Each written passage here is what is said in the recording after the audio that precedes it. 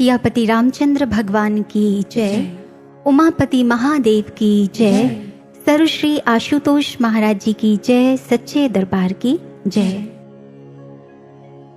एक भक्त ने जब अपने अंतर मन की व्यथा को मौन स्मृति के रूप में, मौन भावों के रूप में जब अंतर मन से प्रभु के श्री चरणों में अर्पित किया, तो मानो प्रत्युत्तर स्वरूप प्रभु ने कुछ पंक्तियों को उसके भीतर गुनगुना दिया हो। वो पंक्तियां हैं, जो कुछ भी तेरे दिल में है सब उसको खबर है, बंदे तेरे हर हाल पर मालिक की नजर है, खुद ही वो तेरी मुश्किल को आसान करेगा, जो तू नहीं कर पाया वो भगवान करेगा, वो भगवान करेगा। सज्जनों, बहुत से ऐसे साधक हैं जिनके जीवन में जब विपरीत परिस्थितियां आती हैं, झंझावात आते हैं, तो वो महसूस करते हैं दुखों की उस गर्मी को, जिसमें कहीं भाव पिघल जाते हैं, जिसमें कहीं ऐसा महसूस होता है कि शायद अब कुछ भी नहीं बचा। लेकिन भक्तों के साथ सबसे सुंदर घटना ऐसे में क्या घटित होती है, उनके भीतर ईश्वर से एक तारतम्य स्थापित हो जाता है। वो अंतर से ईश्वर से जुड़ जाते हैं, क्योंकि वो साधक भीतर से उस परम सत्ता का साक्षात्कार कर चुके हैं। वो जानते हैं जब कुछ अपने हाथ में नहीं होता, जब संसार में सब कुछ विपरीत होता है, तो बाहरी मुखी होकर कुछ भी नहीं पाया जा सकता। एकमात्र ऐसा संबंध होता है जो उस समय आपको ढांढस बंधा सकता है, आपके उत्साह को पुनः जागृत कर सकता है, और वो है अंतर्मुखी होकर अपने ईश्वर से जुड़ जाना। ईश्वर से जुड़ जाने की इस प्रक्रिया में अक्सर कुछ ऐसे भी साधक होते हैं जिनके मन में ऐसे प्रश्न उठते हैं कि जब सब कुछ ठीक चल रहा होता है तो ऐसी परिस्थितियां बनती ही क्यों हैं, ऐसे झंझावात आते ही क्यों हैं, जिन्हें हम कहते हैं टेस्टिंग फेस, परीक्षाओं की घड़ी। अनुभवी लोग कहते हैं किसी भी व्यक्ति की प्रगति का जो मापदंड होता है वो परीक्षाएं ही होती हैं, फिर चाहे सांसारिक पक्ष हो या आध्यात्मिक पक्ष हो। लेकिन मनुष्य की प्रवृत्ति है, जब सांसारिक पक्ष होता है तो परीक्षाओं को हृदय खोलकर स्वागत करता है, उनको स्वीकारता है। आप एजुकेशन फील्ड में देखिए, जब किसी कॉम्पिटिटिव एग्जाम्स की लोग तैयारी करते हैं, उस समय क्या होता है, प्री एग्जाम, मेन एग्जाम और उसके बाद इंटरव्यू। प्री क्लियर किया, किसी कारणवश मेंस क्लियर नहीं कर पाए, फिर दोबारा से प्री क्लियर करना पड़ता है। प्री क्लियर किया, मेंस क्लियर किया, अब इंटरव्यू की तैयारी है और कई बार इंटरव्यू में रह जाते हैं। लेकिन इन सब पड़ावों को पार करके जो लक्ष्य हासिल होगा, उस लक्ष्य पर इतनी पैनी नजर होती है कि इन पड़ावों के लिए जिन गुणों की आवश्यकता होती है संसार में, अर्थात कितना भी समय लग सकता है, बहुत मेहनत लगेगी, धैर्य रखना पड़ेगा, निराश नहीं होना, नकारात्मक विचार नहीं आने चाहिए और उत्साह बना रहना चाहिए। और जब जब भी फेलियर सामने आए, उस समय उन कमियों को नोटिस करना, ताकि जब सिलेक्शन हो, इनके इंटरव्यूज दुनिया के सामने आए, तो ये लोग टिप्स दे सकें, हमने अपनी कमियों पर काम किया और उसके बाद हमें सफलता मिली। कभी हम हतोत्साहित नहीं हुए, एक बार में सिलेक्शन नहीं हुआ तो क्या हुआ, हमने पुनः प्रयास किया।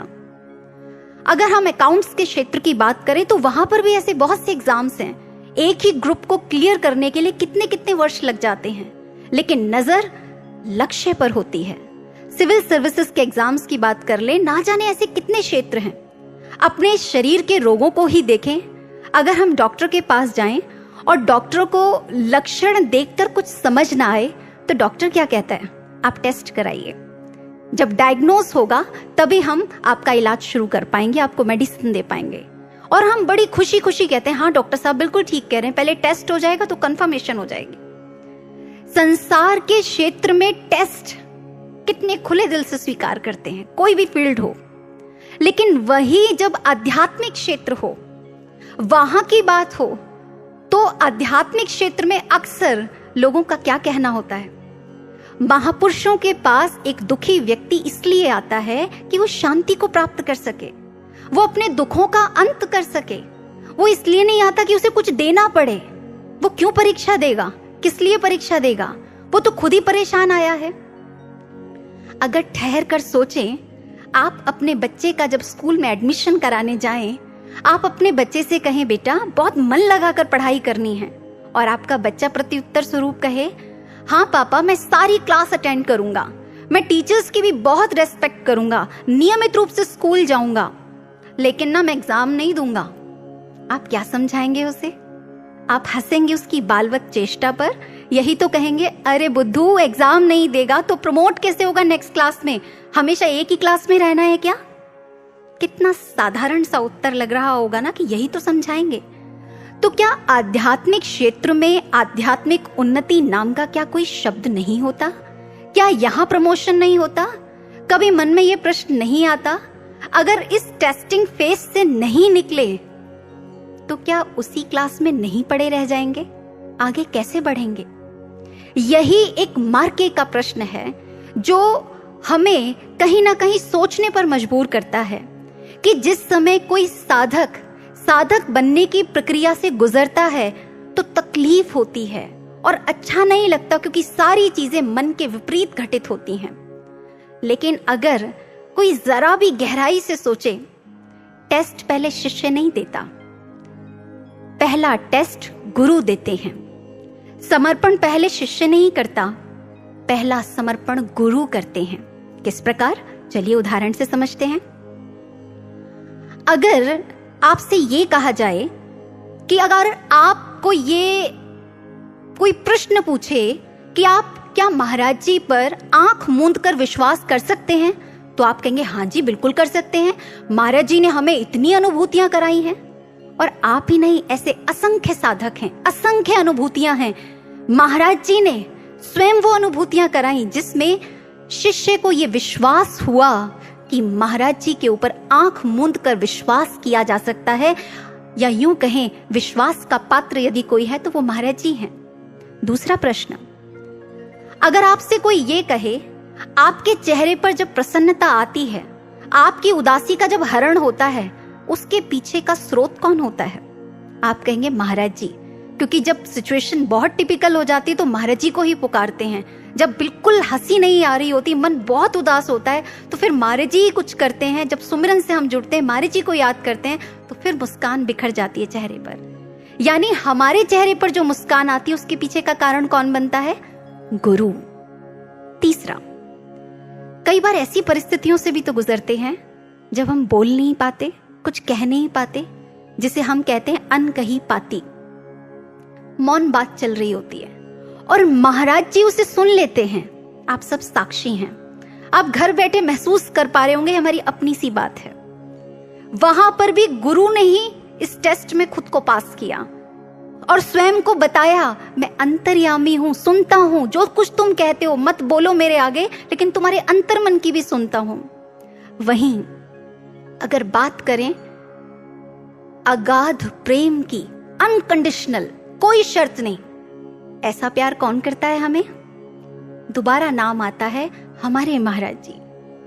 और यदि एक अंतिम प्रश्न पूछूं, हमारे उत्थान के लिए जिन्होंने अपना सर्वस्व अर्पित कर दिया, आपके हृदय में किसका नाम आता है? सिर्फ और सिर्फ हमारे गुरु महाराज जी, जिन्हें पल पल अपने शिष्य की चिंता रहती है। और वो इस टेस्ट में भी उन्होंने स्वयं खुद को क्लियर किया अपने शिष्य के आगे कि तुझे अपनी चिंता करने की जरूरत नहीं है, मैं बैठा हूं, मैं तेरे उत्थान के लिए प्रयासरत हूं, मैं तेरे उत्थान के लिए कटिबद्ध हूं। सज्जनों, ये जितने भी क्वेश्चंस हम सुनते आ रहे हैं, आपको लग रहा होगा बात तो बिल्कुल ठीक है, सारे टेस्ट तो पहले महाराज जी ने ही क्लियर किए हैं, हमने कुछ भी कहा महाराज जी ऐसा हो जाए, महाराज जी ने तुरंत कर दिया। और ऐसे कितने सारे उदाहरण भी हैं। मुझे एक भाई की घटना याद आ रही है, एक बहुत ही साधारण से परिवार का भाई जो अपने सभी बहन भाइयों में पढ़ने में सबसे अच्छा था, उसके पिता ने जैसे तैसे पैसे का इंतजाम किया और उसका बीटेक में एडमिशन कराया। 80,000 रुपए की फीस भरी। लेकिन उस भाई ने जब पहली क्लास अटेंड की, पहला लेक्चर अटेंड किया, वहां इंग्लिश में लेक्चर हो रहा था। वो लेक्चर को सुनते ही एकदम हतोत्साहित हो गया, क्योंकि वो हिंदी मीडियम से था, साधारण से परिवार को बिलोंग करता था, कोई बहुत अच्छी उसकी एकेडमिक क्वालिफिकेशन नहीं थी, कोई बहुत अच्छे स्कूल में उसको नहीं पढ़ाया गया था। और वो इतना हतोत्साहित हुआ, बाकी सब बच्चे फटाफट नोट्स बना रहे थे और वो नहीं कर पाया। और इतना निराश हुआ, घर जाकर उसने अपने फादर को कहा, पापा मैं नहीं कर पाऊंगा, आप मेरा बीएससी में एडमिशन करा दीजिए। उसके फादर की जो उम्मीद थी, ऐसा लगा उस पर पानी पड़ गया हो। उन्होंने कहा, बेटे मुझे तो तुझसे बहुत उम्मीदें हैं, एक तू ही तो है। लेकिन बच्चा नहीं माना। कॉलेज के जो लेक्चरर्स थे उनसे बात कराई, कोई फर्क नहीं हुआ। जो उनके फ्रेंड्स थे, रिलेटिव्स थे, उनसे बात कराई, कोई फर्क नहीं पड़ा। बच्चा बिल्कुल दृढ़ था कि मैंने नहीं करना तो नहीं करना। लास्ट में कॉलेज के डीन के साथ मीटिंग हुई कि बेटा आप चिंता मत करो, सब कुछ हो जाएगा, आप कोई बात नहीं, हम आपको कोऑपरेट करेंगे। लेकिन वो अंदर से इतना डाउन फील कर रहा था कि मैं नहीं कर पाऊंगा। इसी दौरान संस्थान का कोई कार्यक्रम हुआ जिसमें वो बच्चा आया, और उस कार्यक्रम के दौरान कहीं ना कहीं मन में निराशा तो थी कि पापा ने इतनी मुश्किल से पैसों का इंतजाम किया और मैं नहीं कर पा रहा। हाथ जोड़कर गुरु महाराज जी के स्वरूप के सामने प्रार्थना की, महाराज जी आप मेरा मार्गदर्शन कीजिए, महाराज जी आप ही बताइए मेरे भविष्य में मैं क्या करूं, मुझे कुछ नहीं समझ आ रहा। और बस प्रार्थना करके अपने घर वापस आ गया। उस दिन महाराज जी ने उसे एक दिव्य स्वप्न दिखाया। दिव्य स्वप्न में वो देखता है कि वो बीटेक की पढ़ाई कर रहा है, और महाराज जी ने रिजल्ट भी दिखाया। रिजल्ट में था 73%, 73% अंकों से वो पास हुआ है। उसने इस बात को इग्नोर किया। उसने कहा मुझे ऐसे ही दिख गया होगा, इन दिनों में बहुत स्ट्रेस में हूं, ऐसे कैसे हो सकता है, मुझे करना ही नहीं है। अगले दिन पुनः यही अनुभव रिपीट होता है। महाराज जी वही अनुभव दिखाते हैं कि वो बीटेक की पढ़ाई कर रहा है, और अगेन जब रिजल्ट आता है फाइनल ईयर का तो 73%।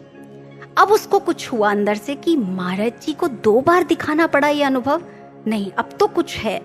और फिर महाराज जी के स्वरूप के आगे प्रार्थना की, महाराज जी मेरा जो आत्मबल है इसमें बहुत कमजोर है, मैं अंतर से अपने आप को बहुत कमजोर महसूस कर रहा हूँ, महाराज जी मुझे शक्ति प्रदान कीजिए यदि आप मुझसे कुछ कराना चाहते हैं। वो भाई कहता है बस ये अंदर से बोलने की देर थी और सब कुछ एक जादू सा होता चला गया। वही लेक्चरर्स थे, वही क्लास थी, सब धीरे धीरे धीरे धीरे और बीटेक कंप्लीट हो गई। सबसे ज्यादा अचंभे की बात थी वो ये, क्योंकि वो शुरुआत में महाराज जी के इतने अनुभवों से नहीं जुड़ा हुआ था। जब उसका रिजल्ट आया तो ना तो 72% था ना 74% था, एक्यूरेट वही जो महाराज जी ने स्टार्टिंग में उसके ज्वाइन करने से पहले ही दिखा दिया था। 73% मार्क से वो बच्चा अपनी बीटेक को क्लियर करता है। अब आप सोचिए, गुरु ने सबसे पहले अपना टेस्ट दिया, तू कमजोर होगा, तू चिंता मत कर, मैं अपनी पूर्णता के विषय में, मैं अपनी दिव्यता के बारे में तुझे एहसास कराऊंगा, तुझे अनुभूति कराऊंगा। अर्थात शिष्य की अनकही बातों को जो सुन लेते हैं वो श्री गुरु महाराज जी। इतना ही नहीं, ऐसे भी ना जाने कितने सारे साधक हैं। जब जब महाराज जी नूर महल से दिल्ली आते, महाराज जी पर्सनली, जिसे कहते हैं एक अटेंशन देना, अपने बच्चे को प्रेम देना, महाराज जी पर्सनली अनुभूति कराते हैं, मैं आ रहा हूं नूर महल से, मैं आ गया हूं, आजा मेरे दर्शन करने। और अभी ये महाराज जी की समाधि से पहले जब महाराज जी दिल्ली में, अक्टूबर 2013 की बात है, महाराज जी एक भाई की अनुभूति में आकर कहते हैं तू दर्शन करने नहीं आएगा, दर्शन करने आजा, फिर मत कहना महाराज जी बिना बताए चले गए। वो कहता है मैं इतने झटके से उठा, इतना लाइव था ये अनुभव, और अगले दिन मैं दिव्यधाम पहुंच गया, महाराज जी के दर्शन किए, और दंग तो मैं तब रह गया कि जब मैं वापस घर गया, अगले दिन मुझे सूचना मिली महाराज जी नूरमहल जा चुके हैं। उनका कितने भक्तों के साथ, कितने अपने आत्मीय परिजनों के साथ कैसा अगाध प्रेम का संबंध है, एक एक के साथ कनेक्शन। उन्होंने पहले टेस्ट दिया है, मैं तुम्हारा आत्मा का संगी हूं। पहला समर्पण महाराज जी का है। शिष्य कैसे कह सकता है कि गुरु कैसे परीक्षा ले सकता है, क्यों हमें प्रतिकूल परिस्थितियों का सामना करना पड़ता है। सज्जनों, इतना ही नहीं, 95-96 की बात है, विकासपुरी आश्रम की। उस समय एक भाई नई नई दीक्षा ली उसने, और उसको बहुत अनुभूतियां हुई और उसके इतने भाव उमड़े कि मैं महाराज जी का दर्शन करूं।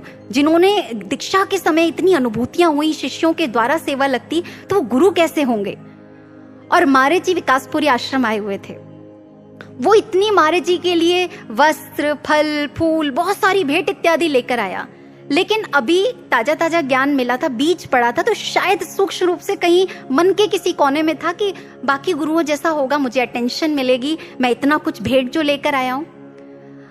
उस समय के सेवादार भाई बताते हैं लगभग 2-3 चक्कर जीने में लगाने पड़े थे उनके सामान को ऊपर तक पहुंचाने में। और कहते हैं वो व्यक्ति जीने से अभी कुछ ही सीढ़ियां चढ़ा होगा, महाराज जी आसन पर ही बैठे थे और फिर महाराज जी अपने कक्ष में चले गए। जब तक वो ऊपर फ्लोर पर पहुंचे, महाराज जी कक्ष में जा चुके थे। उसके बाद क्या घटना घटी, जो सेवादार भाई थे उन्होंने महाराज जी को कहा, महाराज जी ऐसे ऐसे एक नया व्यक्ति है, दीक्षित है, अभी दीक्षित हुआ है और आपकी कृपा से बड़ी अनुभूतियां हुई हैं, बड़ा भाव विभोर है, आपके दर्शनों का अभिलाषी है महाराज जी। महाराज जी व्यस्त थे किसी कार्य में। महाराज जी ने कहा ठीक है। भैया ने 2-3 बार पूछ लिया। बाहर से उस भाई ने, जब भैया बाहर आए तो कहा, एक्चुअली मैं एक ज्वेलरी शोरूम पर काम करता हूँ, चाबियां मेरे पास ही हैं, शोरूम जाकर मुझे ही खोलना है, तो आप पूछ लीजिए महाराज जी से, मुझे निकलना होगा। फिर भैया ने महाराज जी को कह दी बात जाकर। तो महाराज जी ने कहा उसको कहो कोई बात नहीं, अपनी शॉप जाकर खोल ले, जो भी कुछ लाए स्वरूप के समक्ष अर्पित कर दे, आसन के समक्ष। अब जैसे ये बात भैया ने बाहर आकर उस व्यक्ति के सामने कही, वो उसी वक्त आंखें मूंद कर ध्यान में बैठ गया। हम सभी जानते हैं जब श्री गुरु महाराज जी दिल्ली आते हैं तो उन आसनों पर स्वरूप नहीं रखा जाता। आसन ऐसे ही था, लेकिन आसन के साथ में जो दीवार थी उस पर काफी बड़ा एक स्वरूप लगा हुआ था। अब भैया इधर खड़े हुए हैं जो सेवादार भाई हैं, और वो व्यक्ति महाराज जी का जो आसन है उसके सामने ध्यान में बैठा है। अभी कुछ ही मिनट्स बीती थी कि बहुत तेज रोने लगा और महाराज जी के स्वरूप जो आसन था उस पर मत्था टेका उसने। भैया के मन में कुछ और चल रहा था, जो सेवादार भाई थे, कि अभी दीक्षा मिली है, कितना रो रहा है, और उधर महाराज जी के जो कक्ष की दरवाजा था कक्ष का, उस ओर दृष्टि थी कि शायद कृपा हो जाए, शायद दर्शन हो जाए। लेकिन मन में एक जिज्ञासा थी, ये व्यक्ति रोया कैसे। जैसे उस व्यक्ति ने थोड़ी आंखें खोली, भैया ने पूछा, भैया कोई बात, कुछ परेशान है आप? उसने कहा नहीं। बड़ी मुश्किल से अपने भावों को समेटते हुए उसने कहा, भैया अभी अभी मेरे साथ बड़ी दिव्य घटना घटित हुई है। तो भैया बड़े आतुर हो गए कि ये क्या, कौन सी घटना? उसने कहा कि अभी अभी ये जो फ्रेम लगा हुआ है, स्वरूप जो है बस फ्रेम रह गया था, और स्वरूप में से महाराज जी आसन पर आकर बैठ गए और बिल्कुल एज पर आ गए, आगे की ओर आसन पर। और महाराज जी ने मुझे डांट लगाई। महाराज जी ने कहा, तू ये सब मुझे दिखा कर देना चाहता है, जताना चाहता है, तू ये सब मेरे लिए लाया है? कहते हैं बस इतना कहना था, मेरी तो आंखें फटी की फटी रह गई कि वो तो कक्ष के अंदर बैठे हैं, स्वरूप में से निकलकर कौन आया। और उस वक्त बस इतना कहना था, महाराज जी कक्ष खोलकर बाहर आ गए मुस्कुराते हुए और आसन पर बैठ गए। जो साथ में सेवादार भाई खड़े थे उन्होंने महाराज जी को ये बात कहनी ही चाहिए, महाराज जी अभी अभी इन भैया को। और महाराज जी ने मुस्कुराते हुए उन भैया की तरफ देखा और कहा, मुझे सब पता है।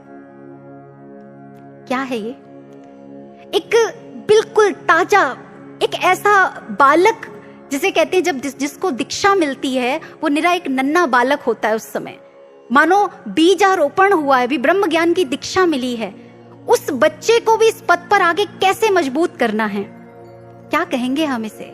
गुरु उसे भी टेस्टिंग फेज से गुजार रहे हैं। इंतजार करो, गुरु जो कह रहा है सुन लो उस बात को, और साथ ही साथ अनुभूति भी करा रहे हैं। तू मुझे साधारण मत समझना, मैं अंदर भी हूं, मैं बाहर भी हूं। तुझे मैं बाहर से साधारण दिख सकता हूं, पर मैं कण कण में हूं। तुझे मैं बाहर से साधारण दिखता हूं, पर मेरा सूक्ष्म रूप असाधारण है। मुझे कोई विवशता नहीं है कहीं प्रकट होने के लिए, कहीं भी दर्शन देने के लिए। अब आप बताइए, ऐसे भक्त को यदि कोई कहे क्या आप महाराज जी पर आंख मूंद कर विश्वास कर सकते हैं, तो क्या उसके मन में कोई प्रश्न होगा? आंख मूंद कर विश्वास? मुझे तो इन्होंने विश्वास ही आंख मूंद कर कराया। दीक्षा मिली तो अंदर में अनुभूति कराई, और आज जब मैं इनके बाहरी स्वरूप के दर्शन करने के लिए इंतजार कर रहा था तो भी इन्होंने अंतर में ही अनुभूति कराई। मैं इन पर आंख मूंद कर ही विश्वास करता हूं। सज्जनों, जब हम इन अनुभूतियों को सुनते हैं तो हमें लगता है हमारे साथ भी हुआ था, तब महाराज जी ने ऐसा किया था। हरि अनंत, हरि कथा अनंता। लेकिन जो एक सच्चा शिष्य है ना, वो कभी भी किसी की अनुभूति सुनकर व्यक्ति विशेष से प्रभावित नहीं होता। वो उस समय भावना की गहराई में जाकर कहीं ना कहीं भीग जाता है। क्यों? अनुभूतियां हैं, आनंदमय हो जाना चाहिए? नहीं, वो ये देखता है महाराज जी एक एक शिष्य पर कितना परिश्रम है आपका। अगर हमारी जबान कहते कहते नहीं थकती आपके गुणों को, आपने जो भी जिस भी शिष्य को अपने समय का एक तरह से इतना कीमती समय दिया, महाराज जी आपने जो अपने एक एक शिष्य पर इतनी मेहनत की है, महाराज जी आपका परिश्रम है, हमारा क्या है इसमें? अगर आज हम यहाँ खड़े हैं ये तो आपका परिश्रम है। आप, हमने जो कुछ कहा, आप उस टेस्ट को क्लियर करते चले गए, आपका समर्पण था। हमने कहा महाराज जी इस चोले में दर्शन देना, आपने उसी चोले में दर्शन दिए। हमने कहा महाराज जी प्रसाद वितरण करना, आपने प्रसाद वितरण किया। हमने कहा महाराज जी अपने पास बुला लीजिए, आपने अपने पास बुला लिया।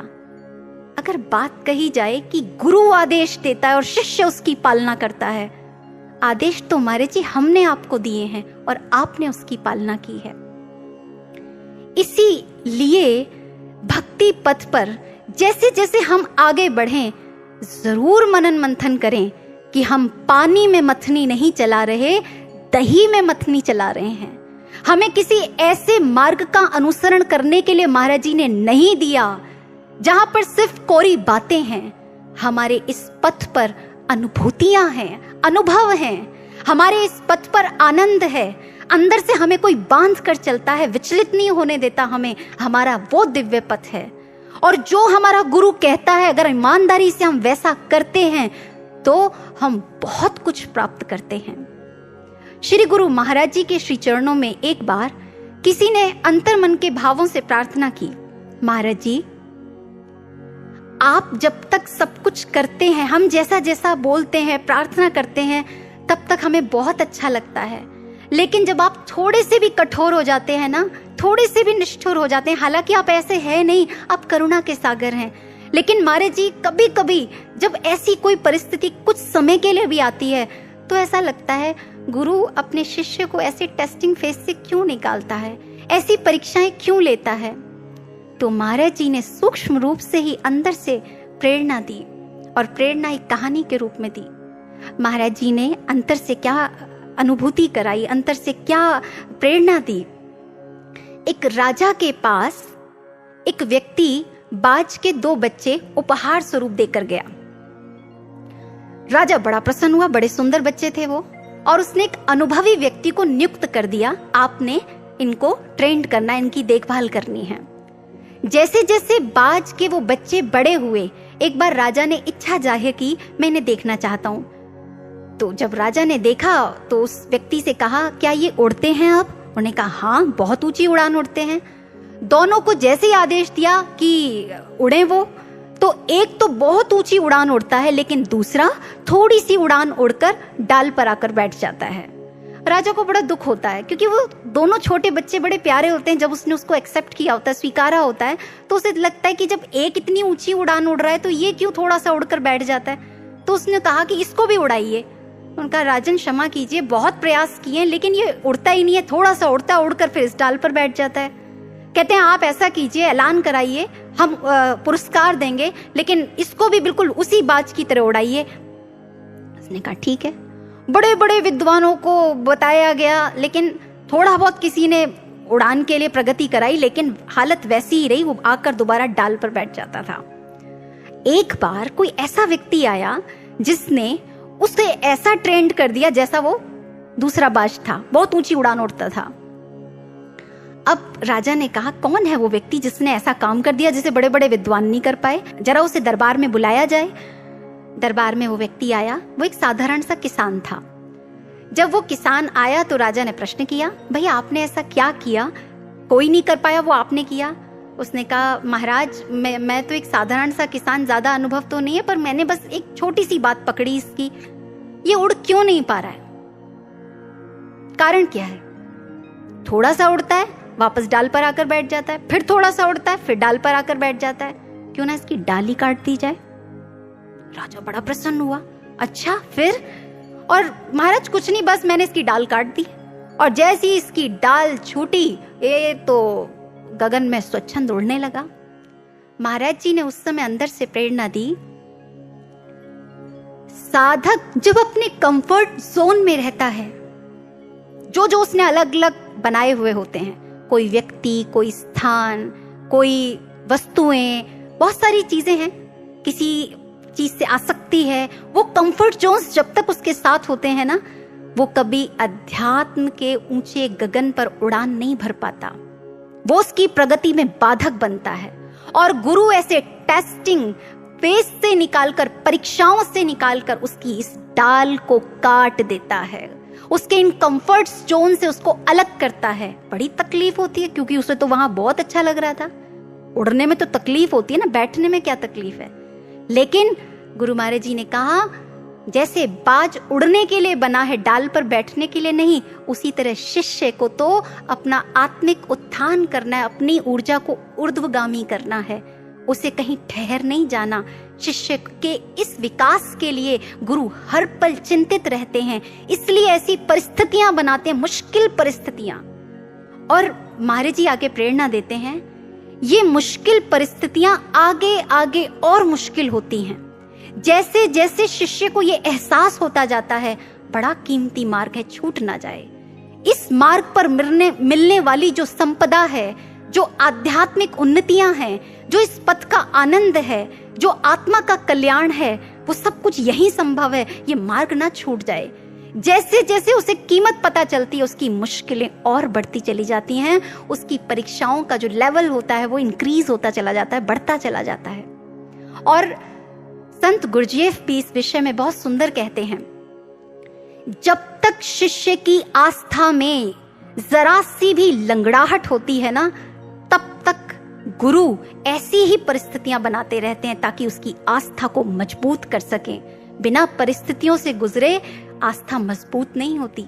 हम सोचे हमारे जीवन में कुछ भी ना हो, सब कुछ अनुकूल चलता रहे, हम तो बहुत अच्छे से जुड़े हुए हैं। नहीं, ऐसा नहीं हो सकता। जब आपका साथ किसी ने नहीं दिया, जब आपने सबको निहारा, कोई आपके साथ नहीं खड़ा हुआ, तब आपने उस एक को देखा। जब आप सबको मनुहार करके, सबके चरणों में झुक के, सबसे विनती करके थक गए, और जब उस एक को पुकारा और उसने बिना विलंब करे अपने उस दिव्य संबंध को निभाया, तब आस्था मजबूत हुई। एक तू ही सहारा काफी है, बन बन के सहारे टूटते हैं, ये रस्म पुरानी है जग की, जो टूटे ना और छूटे ना, एक तेरा सहारा काफी है। क्योंकि सज्जनों, जब सत्संग में ये विचार सुनते हैं ना, अपना तन समर्पित करो, मन समर्पित करो, धन समर्पित करो, तब तो बड़ी हम कहते हैं हाँ बिल्कुल ठीक बात है, गुरु को करना चाहिए, परम सत्ता है। लेकिन जैसी परिस्थिति का एक हथौड़ा पड़ता है, तब एक शिष्य की आत्मा क्या कहती है? तन मन धन सब तुम्हें समर्पित। ये बातें सब कहने की, बुद्धि तब चकरा जाती जब आती घड़ियां सहने की। जब असली दुखती नस पर महाराज जी चोट मारते हैं ना, तब लगता है नहीं, कथनी कुछ और है, करनी कुछ और है। महाराज जी ने ये परिस्थिति बनाई, ये परीक्षा के दौर से महाराज जी गुजार रहे हैं, इसका मतलब मैं यहाँ अभी कच्चा हूं। इसीलिए किसी जिज्ञासु ने संत गुरजेफ से कहा कि अगर बड़ी बड़ी मुश्किलों को देखकर शिष्य इस पथ से भाग जाए तो क्या होगा? संत गुरजेफ ने कहा, क्या होगा? गुरु उसे ऊंचाइयों पर पहुंचाना चाहता है, वो वहीं का वहीं रह जाएगा। अर्थात जो रह जाते हैं वो क्या पाते हैं, और जो भाग जाते हैं वो क्या खोते हैं। संत गुरजेफ ने 3 श्रेणी में इसका वर्णन किया। इंग्लैंड में संत गुरजेफ के जो लेक्चर्स थे बहुत प्रसिद्ध थे, बहुत लोग सुनने आया करते थे, क्योंकि वो मात्र शब्द नहीं बोला करते थे, वो आत्मिक अनुभव की बातें किया करते थे, जिससे हर व्यक्ति अपने आत्मा में इतना आनंदित महसूस करता था, उसे लगता था इनकी बातों में हल्की सी कड़वाहट होती है, पर कल्याणकारी बातें हैं, साधारण बातें नहीं है, उन्हें अपने जीवन में उतारो तो बड़ा कुछ मिलता है। लेकिन वो बड़े कठोर थे स्वभाव से, अनुशासन प्रिय थे। 6 बजे का समय था, 6:01 पर गेट बंद हो जाता था, निषेध हो जाता था किसी का भी प्रवेश। हॉल था, 500 लोग बैठ चुके थे। अब सब बड़े दंग की, बिल्कुल टाइम से प्रोग्राम शुरू होता है, आज अभी तक नहीं आए। 500 लोगों से खचाखच भरा हुआ है हॉल।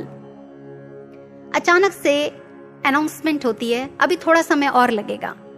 7 बजे, 8 बजे, 9 बजे और लास्ट अब 10 बज गए। 6 बजे से लोग इंतजार कर रहे हैं संत गुरुदेव को सुनने के लिए। जब 10 बजे तो अनाउंसमेंट की गई, ये कार्यक्रम जो यहां होने वाला था, ये यहां ना होकर 100 किलोमीटर दूर रात्रि 12 बजे होगा। अब उन जितने लोग थे जो बहुत मानते थे, बड़े प्रभावित थे उनसे, 450 लोग अपने अपने घरों को वापस चले जाते हैं। मात्र 50 लोग उस गंतव्य की ओर अग्रसर होते हैं। अब लोग वहां भी इंतजार कर रहे हैं, लेकिन हर थोड़ी देर बाद अनाउंसमेंट होती है, अभी थोड़ी देर बाद, अभी थोड़ी देर बाद। सुबह हो गई। अब अनाउंसमेंट हुई, दिन के 12 बजे फला स्थान पर कार्यक्रम होगा। अब उनमें से जो वो 50 थे, 45 बोले, अरे अच्छा होता रात ही चले जाते, हमने बेकार यहाँ रुके, क्या किया ना, अपना समय खराब किया। 45 भी वापस। अब कितने बचे? मात्र 5। जब वो 5 वहां पहुंचे तो क्या मिला होगा उन्हें? ये उस संत की बनाई हुई परिस्थिति थी, उसे सच्चे जिज्ञासुओं की खोज थी। कौन है जो सिर्फ शब्दों में कहता है और कौन है जो अंदर से रंग में रंग चुका है कि ये जो कहें, जैसा कहें ठीक है। ये पहली श्रेणी कि जब सच्चे जिज्ञासुओं की खोज करनी होती है तो कैसी परिस्थिति बनी। दूसरा, जर्मनी में उनका आश्रम बना। उस समय बहुत सारे यूरोपियंस वहां आते थे, बहुत अमीर लोग, जो शायद अपने घर में एक गिलास पानी भी उठकर ना पीते हों स्वयं। अचानक से गुरुदेव जी ने कहा कि एक गड्ढा खोदना है और दोपहर के भोजन की भी चिंता नहीं करनी जब तक ये सेवा कार्य पूर्ण ना हो जाए। क्योंकि सब जानते थे ये कोई बात कहते हैं तो उसके पीछे कारण होता है, जो कह रहे हैं मान लो। गड्ढा खुदना शुरू हुआ। खोदते खोदते शाम हो गई, किसी ने कोई भोजन, अन्न, जल कुछ ग्रहण नहीं किया। शाम को जब गुरुदेव जी वहां से गुजरे तो गुस्से में एकदम, ये क्या किया है, कितना काम बचा है यहाँ पर अभी, और जब तक ये पूरा काम हो ना जाए कोई भी हटेगा नहीं यहाँ से, पूरा काम करके ही जाना है। कहते हैं उसमें से 90% लोग ऐसे थे जिनके मन में ये भाव आया, एक बार एप्रिसिएशन तो देना चाहिए था ना, पीठ तो थपथपानी चाहिए थी ना, कि पसीने में लथपथ हैं, हमने एक काम कभी नहीं किया, फावड़े चला रहे हैं, एक बार तो ये कहना चाहिए था। उल्टा ये कहकर चले गए अभी और खोदो, ये तो पूछना चाहिए था ना कि खाना खाया कि नहीं खाया। और जब वो 90% लोग चले गए और 10% बचे, छटनी हो चुकी थी, चलनी लग चुकी थी। और गुरुदेव जी ने आवाज लगाई, उन्होंने कहा, अब आप आ सकते हैं जिस कार्य के लिए मैंने आपको बुलाया है। मैं जो सिखाना चाहता था उसके लिए नम्रता और धैर्य की अति आवश्यकता थी, बस वही भरना था आपके भीतर। अब आ जाइए, अब जो मैं झोली में डालना चाहता हूं बहुत आसानी से दे पाऊंगा। और उन 10% लोगों ने वह प्राप्त किया जो वो देना चाहते थे। जो तीसरी श्रेणी की बात उन्होंने कही वो कैसी थी? जैसा कि वो स्वभाव से ही बहुत कठोर थे, परीक्षाएं लेते थे, तपाते थे, उनके पास एक महान दार्शनिक व गणितज्ञ आए।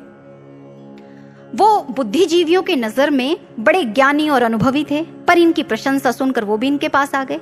दूर दूर से दर्शन किए, लेकिन 3-4 दिन तक ये मिले नहीं उससे। 3-4 दिन बाद जब मिले तो इन्होंने एक छोटा सा कागज का टुकड़ा दिया और एक पेन दिया।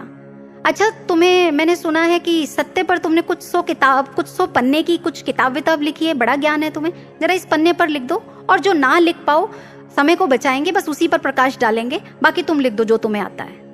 तो आग बबूला हो गया, ऐसे लगा कि किसी ने वज्रपात कर दिया हो। मैं इतना विद्वान, दार्शनिक, गणितज्ञ, और ये क्या शब्द कह रहे हैं इस छोटे से पेपर पे, मैं क्या, कहां से शुरू करूं और कहां अंत करूं।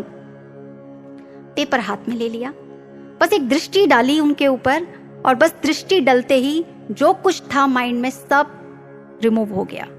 बहुत कोशिश करते हैं कुछ लिखूं, पर ब्लैंक। और अंतर में क्या आ रहा है भाव, तुझे तो कुछ आता ही नहीं। अब वो जो छोटा सा पेपर कह रहे थे कि कहाँ से शुरू करूंगा, कहाँ अंत करूंगा, अब वही कहते हैं ये तो बहुत बड़ा है कि लिखूं क्या। और पलट के वो संत उनसे कहते हैं क्या हुआ, तुझे तो बड़ा ज्ञान है, लिखा नहीं तूने कुछ। और गर्दन उनकी नीचे हो गई। पहली ही मुलाकात में अहंकार पे ठेस हुई। ये जो बातें सारी सुन रहे हैं ना, ये प्रेरणाएं हैं।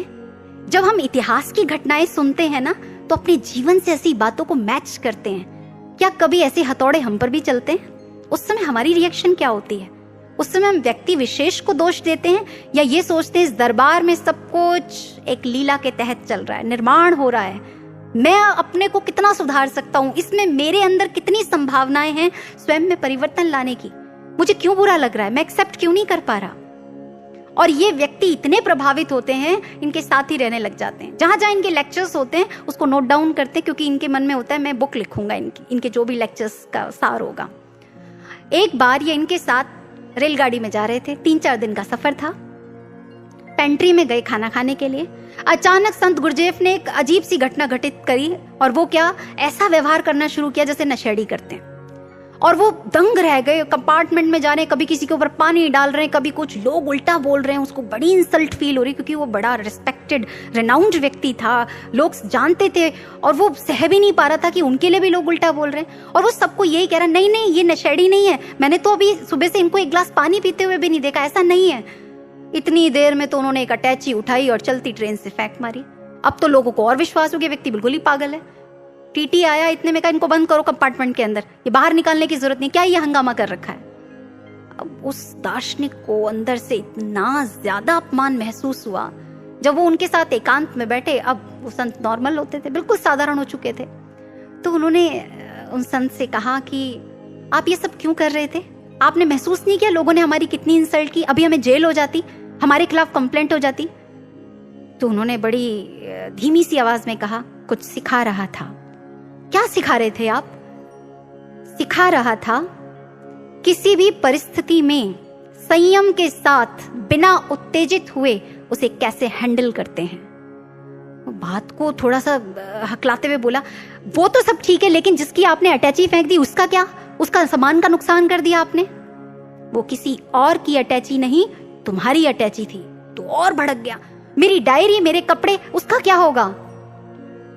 वो अटैची खोलकर तुम्हारे सामान को मैंने पहले ही अपनी अटैची में रख लिया था, मैंने खाली अटैची को फेंका था। वो दंग था, निरुत्तर था। क्या क्या समझाने की विचित्र कार्यशैली, समझ से परे, लेकिन अंततः कल्याण ही छिपा होता था। कुछ निर्माण कर रहे हैं।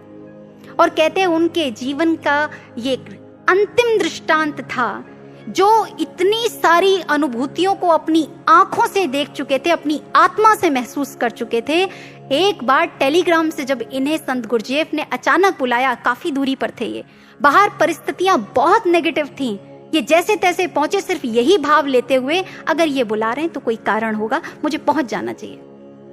और ये जैसे ही वहां पहुंचे, संत गुरजेफ कहते हैं, आ गए तुम जा सकते हो, जिस काम के लिए तुम्हें बुलाया था वो काम हो चुका है।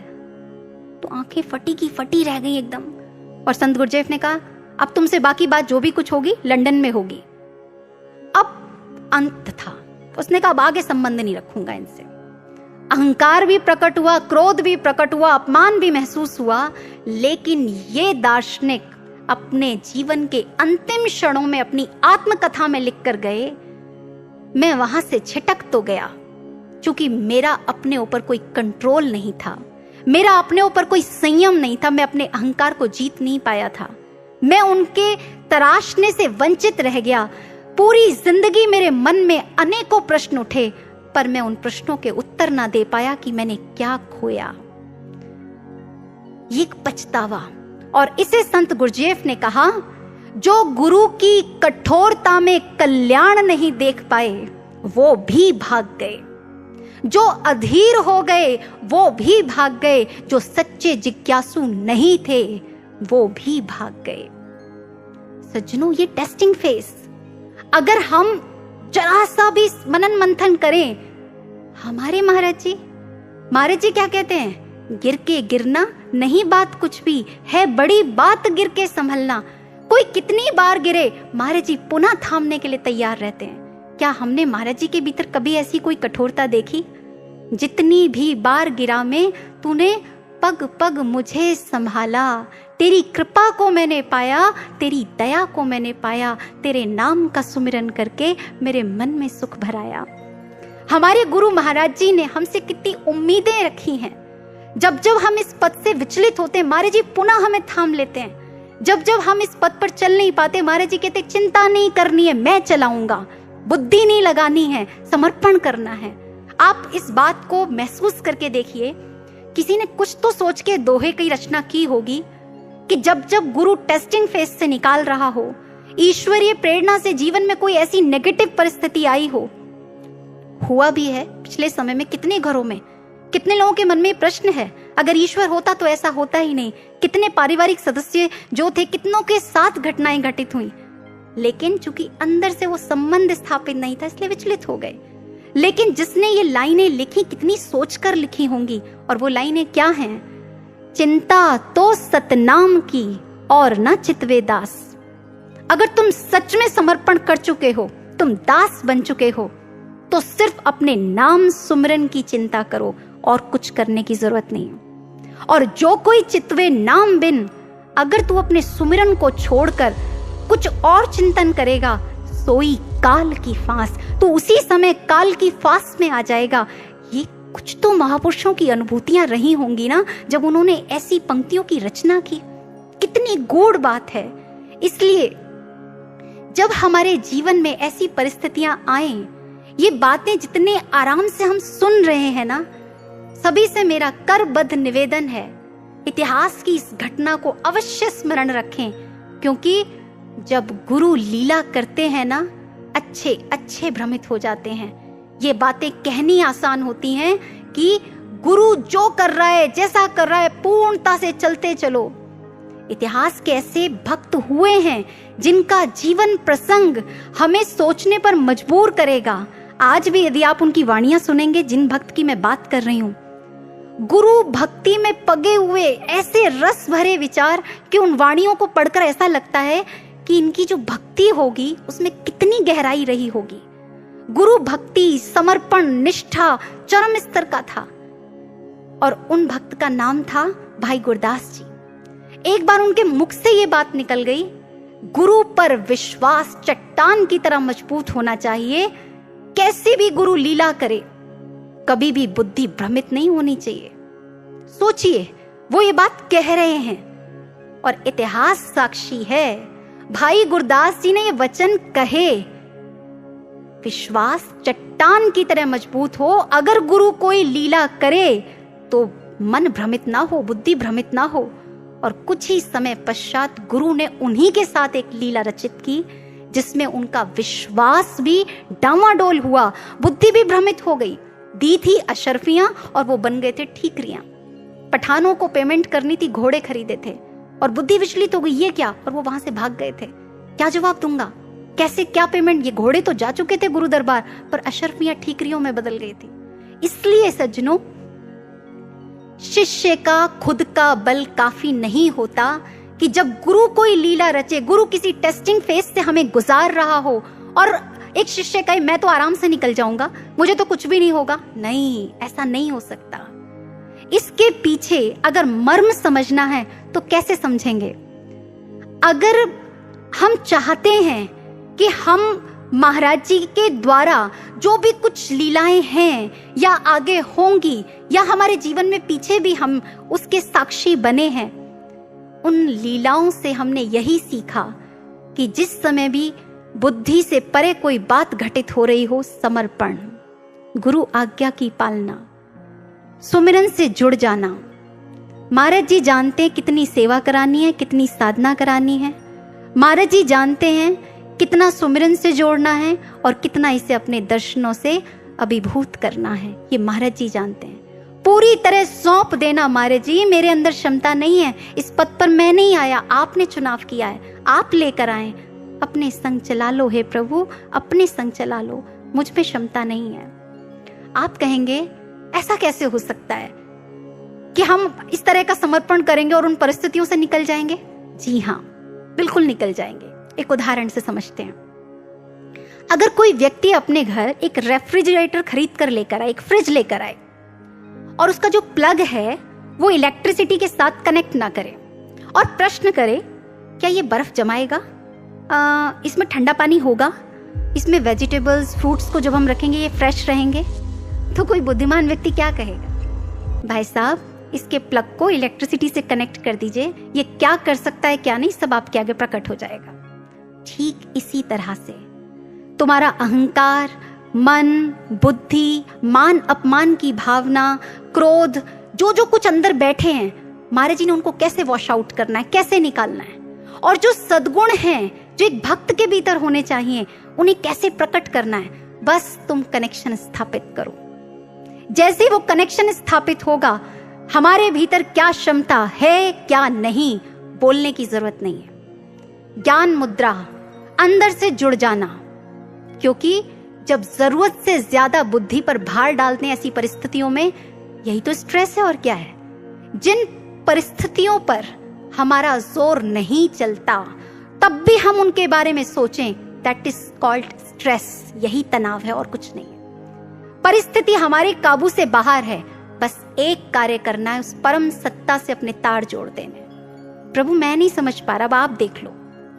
कभी एक नन्हे शिशु को देखा है जो चल भी नहीं सकता, अपनी माँ की गोद में निश्चिंत पड़ा होता है, देखेगी माँ अपने आप। ऐसा समर्पण करके देखिए और उसके बाद चमत्कार देखिए क्या होता है। गुरु हमें निष्क्रिय नहीं बना रहा है। गुरु हमें क्या कह रहा है? जो तेरे बस में नहीं है, अगर तुझे अपनी सारी परिस्थितियां अनियंत्रित नजर आ रही हैं, तो किसी व्यक्ति विशेष को कुछ नहीं कह सकता। तू किसी लक्ष्य के प्रति, जिस क्षेत्र में तुझे कार्य दिया गया है, तू उस पर अच्छे से अपनी सेवा को अर्पित नहीं कर पा रहा, अपने संपूर्ण पुरुषार्थ को लगाने के बावजूद भी, बस अपने गुरु के सामने हृदय से मौन भाव से अपनी बात रख और सुमिरन से जुड़ा रहे। याद रखना, तेरे गुरु को निराशा पसंद नहीं है। ये महाराज जी की आंतरिक प्रेरणाएं हैं। तेरे गुरु को नकारात्मकता पसंद नहीं है। तेरा गुरु तो सामर्थ्यवान है। तू अपने आप से कहा कर, मैं भगवान की संतान हूं, मुझ में कैसे कमी हो सकती है? अगर है तो वो अपने आप ठीक करेगा। मेरा तो एक ही काम है, भक्त का काम है कि वो सुमिरन करे, काम सतगुरु का है, खाली दामन भरे। कहाँ मुझ में कमी है, कहाँ कैसे ठीक करना है, वो अपने आप करेगा। हमें सोचने की आवश्यकता नहीं है। जहां तक सोच सकते हैं सोचिए, लेकिन जहां काम नहीं करती सोच, वहां सौंप दीजिए। सज्जनों, महापुरुषों की जो ये वाणी है ना, ऐसे ही नहीं कही गई है। स्वामी रामतीर्थ जी कहते हैं, तेरे कर्म से बेनियाज कौन सी शय मिली नहीं, मेरी ही झोली तंग है, तेरे यहाँ कमी नहीं, तेरे यहाँ कमी नहीं। बेनियाज कहते हैं दाता को। हे दाता, तेरे कर्म से, तेरी कृपा से मुझे क्या नहीं मिला? सब कुछ दिया है तूने। क्या नहीं दिया? सब कुछ है मेरे पास, जो मैंने कभी सोचा भी नहीं, तूने सब कुछ दिया। अगर कुछ नहीं है ना मेरे पास, तो मेरी झोली फटी हुई है, लेकिन तेरे भंडार में कोई कमी नहीं, मेरे लेने में कमी है। अगर हम सभी इस बात को बहुत अच्छे से जज्ब कर लें कि जब होगा संबल दृढ़ साधना का, फिर ना भागने का कोई अवसर होगा, तब परम श्रद्धा जागेगी, संशय ना ठहर पाएगा। ये दो पंक्तियां पकड़ लेनी है। एक तो दृढ़ साधना का संबल जिसके पास होगा, उसके लिए भागने का कोई बहाना नहीं होगा। वो कोई एक्सक्यूज नहीं देगा, नहीं मेरी परिस्थितियां ऐसी है, मैं कैसे करूं, मैं चल ही नहीं पा रहा हूं, नहीं। और देखना, जब अंदर से तू जुड़ेगा, कैसे परम श्रद्धा तेरे भीतर जागृत होगी और संशय ठहर नहीं पाएगा। गुरु अगर परिस्थिति बना रहा है तुझे भगाने के लिए नहीं कि तू संसार में भागकर कहीं अपना पतन कर ले, नष्ट हो जाए, तुझे आत्मिक स्तर पर दौड़ाने के लिए, ऊपर उठाने के लिए, बस अपने आप से यही बात करनी है। और अंत में महाराज श्री के चरणों में यही विनती, यही प्रार्थना, अपने संग चला लो हे प्रभु, अपने संग चला लो। सर्वश्री आशुतोष भगवान की जय, सच्चे दरबार की जय।